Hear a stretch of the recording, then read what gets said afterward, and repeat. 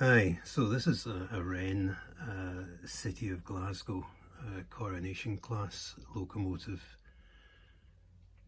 The original design was probably in the late 50s, at that time by Hornby Dublo.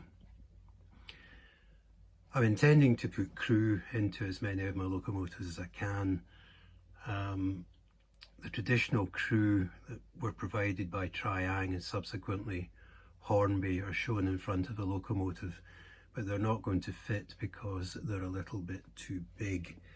If we look at the inside of the locomotive itself, we can see that, if we had focus, we could see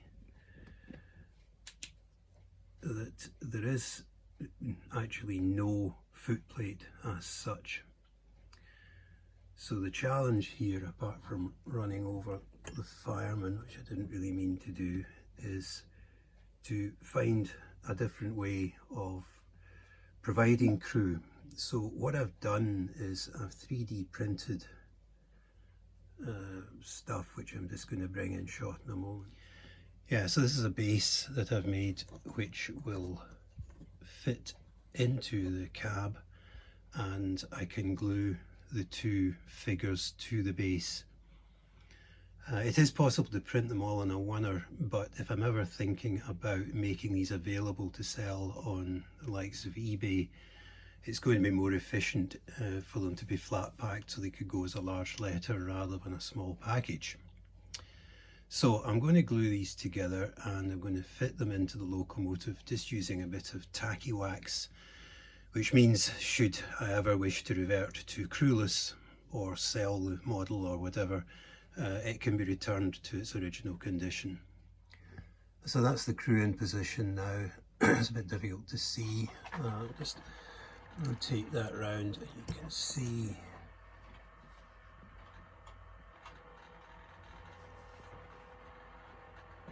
the man in the cab. I'm thinking I might experiment using clear PLA for the 3D printer to see if I could manage to print flush fitting windows.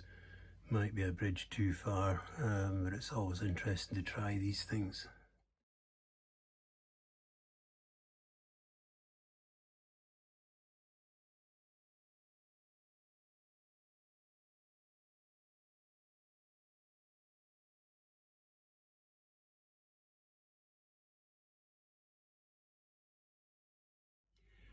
These are the figures as they come out the printer, and it would be, if I was to put them on sale, it would be this way I would sell them.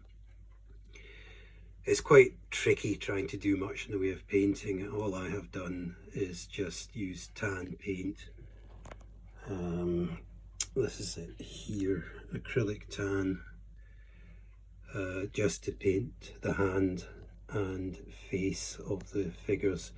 I'm sure the people out there are a lot better than me at doing things like that would probably do more, which is why I'm not going to sell them as painted.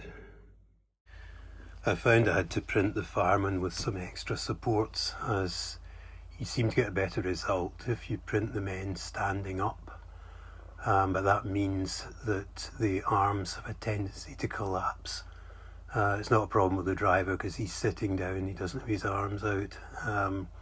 So what I've done is I've used the shovel as a support. So basically you just take a pair of snips and a file and sort all that out.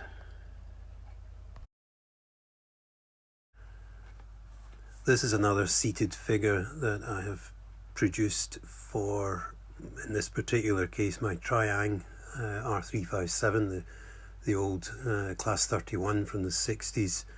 But the figure could probably be used in a variety of locomotives where there's no cab detail being provided by the manufacturer. This is a Wrenn Gresley A4. I think this is a particularly early one, golden fleece. Unlike the coronation class, this does have the makings of a foot plate, but in the interest of not applying super glue or some such thing to the locomotive itself, I have made a little base that fits snugly in there, and 2 figures. The driver has to be particularly slimline to get in between the, just to fit in there between the magnet effectively and the side of the locomotive. So I'll just put those together and come back in a moment with it in place.